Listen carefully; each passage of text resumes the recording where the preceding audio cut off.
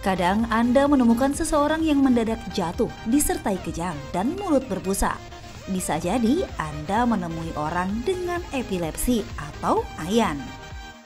Orang dengan epilepsi atau OD sampai saat ini memang banyak diyakini masyarakat sebagai sebuah penyakit yang menakutkan. Sehingga tak jarang orang menghindar untuk bergaul atau berdekatan dengan seorang OD. Karena masyarakat awam menilai epilepsi adalah penyakit menular. Sebut saja seperti yang terjadi pada Hamid. Pemuda yang berusia 27 tahun ini telah mengidap epilepsi sejak usia kecil. Nah, pemirsa Ayu Diklat Plus, saat ini saya sudah bersama Mas Hamid. Mas Hamid adalah orang dengan epilepsi atau yang biasa kita kenal dengan ayan.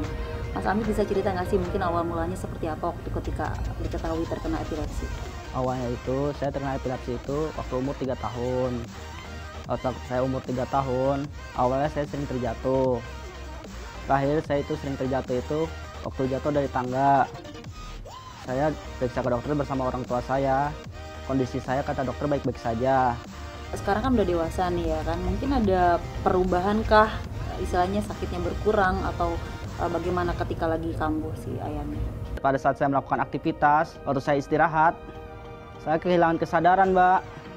Pada saat saya kehilangan kesadaran, pas saya sadar, kata sekitar saya itu, kondisi saya kejang-kejang, Mbak. Sakitnya itu juga mungkin sakitnya seperti apa sih? Mungkin di bagian tubuh mana yang paling dominan? Paling dominan itu kepala, tangan, sama kaki, Mbak. Tuh badan saya kaku semua. Kepala saya sakit banget, Mbak. Ini udah melakukan pengobatan lagi atau bagaimana sih? Dokter menyarankan saya itu harus minum obat secara rutin. Minum obat secara rutin itu nggak boleh sampai nggak minum obat ataupun telat, Mbak. Kalau saya telat apapun nggak sampai minum obat, kondisi saya kemungkinan bisa terjadi lagi, Mbak. Kejang-kejang, saya nggak boleh lelah ataupun capek.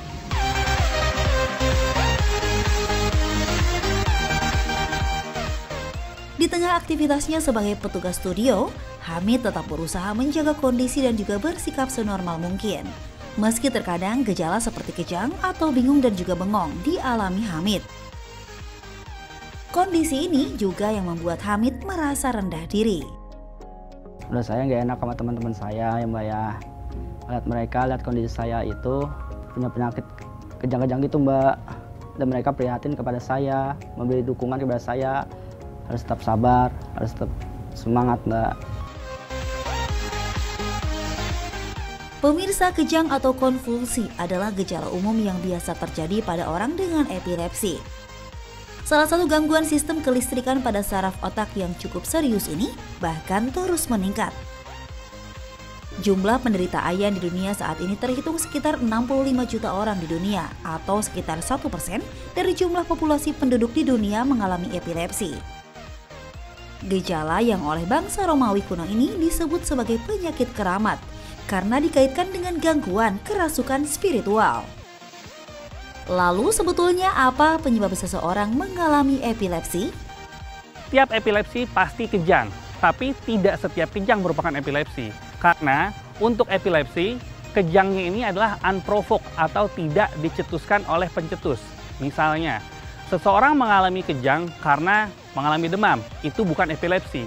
Tapi apabila orang tersebut tidak demam, tidak ada masalah dengan kesehatannya, tapi kejang berulang dengan pola yang sama, lebih dari 24 jam, itu sangat mungkin adalah suatu epilepsi.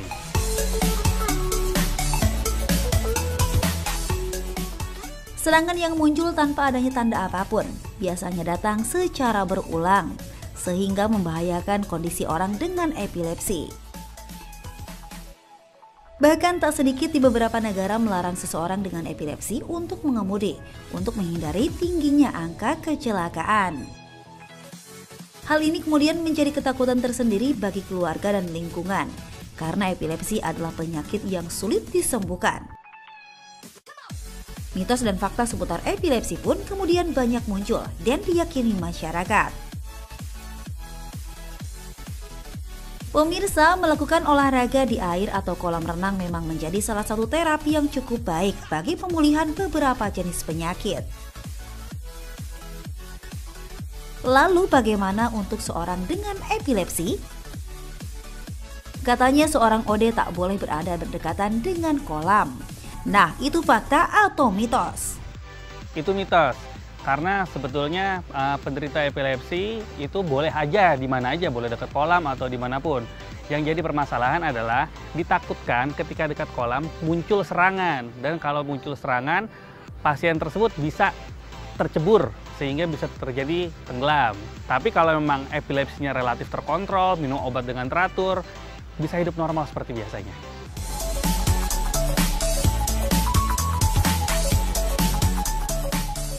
Menikah dan memiliki keturunan adalah impian setiap manusia. Namun bagi orang dengan epilepsi tampaknya hal tersebut hanyalah sebatas impian saja. Karena katanya seorang OD tak bisa menikah dan memiliki keturunan. Itu mitos juga, karena orang epilepsi kembali lagi tadi saya bicarakan, dia bisa hidup normal apabila memang sudah diobati dengan benar, dengan tepat, minum obat teratur, hindari faktor pencetus, maka bisa hidup normal. Penderita epilepsi bisa menikah, bisa punya anak, bahkan mempunyai anak yang sehat dan sangat normal, sangat mungkin. Berada dalam lingkungan kerja dengan tingkat stres dan pekerjaan yang cukup banyak, selain membuat tubuh terasa capek, juga berpengaruh pada kerentanan psikologis seseorang. Nah, fakta atau mitos ya pemirsa, kalau seorang dengan epilepsi tak boleh mengalami kelelahan? Ini bisa saya anggap sebagai fakta, karena seseorang epilepsi yang mengalami kelelahan cenderung akan meningkatkan metabolismenya sehingga otak akan membutuhkan oksigen lebih besar. Nah, kebutuhan oksigen otak yang lebih besar ini dapat menyebabkan kejang. Jadi untuk pasien-pasien epilepsi ada baiknya untuk menghindari kelelahan meskipun dapat melakukan aktivitas seperti biasa.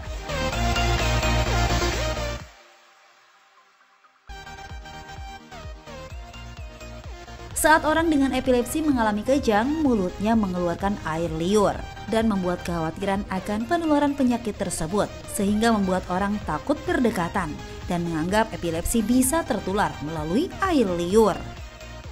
Ini jelas mitos, karena epilepsi sudah dipastikan adalah bukan penyakit menular, ya. Apalagi dia menular lewat liur, menular saja tidak.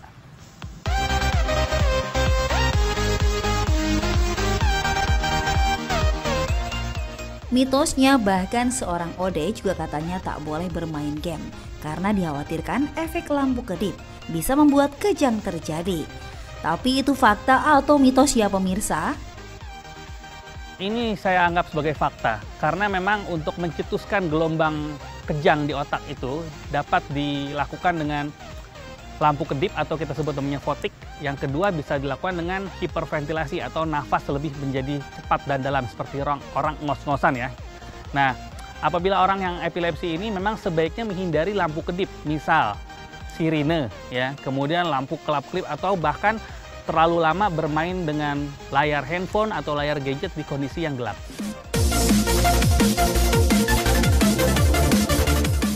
Berikut adalah tips apabila kita menemukan seseorang yang mengalami kejang atau epilepsi. Yang pertama adalah jangan memasukkan sesuatu apapun ke dalam mulutnya. Karena apabila dimasukkan sesuatu ke dalam mulutnya, otomatis jalan nafas akan tersumbat, oksigen berkurang, bahkan bisa memperburuk kejangnya. Kalau selama ini kita beranggapan orang kejang takut tergigit lidahnya, kita masukkan sendok atau semacamnya, itu adalah salah. Yang betul adalah jangan. Kemudian yang kedua, beri ruang. Longgarkan pakaiannya, longgarkan jalan nafasnya, jangan beri minum, karena ada risiko tersedak. Kejang ini biasanya muncul tidak terlalu lama, mungkin sekitar 3-5 menit. Nanti akan berhenti sendiri. Segera cari pertolongan terdekat dan bawa ke rumah sakit. Untuk yang sudah mengalami epilepsi atau sedang menjalani pengobatan epilepsi, tipsnya adalah selalu konsumsi obat tersebut dengan waktu yang tepat dan frekuensi yang tepat juga. Artinya begini, apabila diminta meminum obat sehari selama 3 kali, bukan hanya frekuensinya 3 kali, tapi jamnya juga harus sama. Pagi jam sekian, siang jam sekian, dan malam jam sekian. Kemudian obatnya harus dikonsumsi terus-menerus sampai diberhentikan oleh dokternya. Jangan pernah menghentikan obat ini sendiri. Karena kenapa? Apabila dihentikan sendiri, justru nanti akan mengulang pengobatan dari awal. Menurut teori, orang yang bebas kejang 2 tahun akan dapat dihentikan obatnya. Dan tips yang terakhir adalah, apabila sudah mengalami epilepsi, maka hindari faktor pencetus yang bisa menyebabkan kejang. Misal, cahaya kelap-kelip atau cahaya gadget yang terlalu sering ya. Kemudian hindari kondisi-kondisi yang membuat terlalu lelah seperti berpanas-panasan, olahraga yang sangat high impact, maraton seperti itu. Tapi selain kondisi tersebut, orang epilepsi dapat hidup dengan normal, tidak ada masalah. Dan selalu jaga kesehatan, banyak minum air putih. Pemirsa, kini Anda sudah paham kan apa itu epilepsi? Dan bagaimana penanganan yang tepat agar orang dengan epilepsi bisa berada dalam kondisi yang normal. Semoga informasi tadi berguna bagi Anda.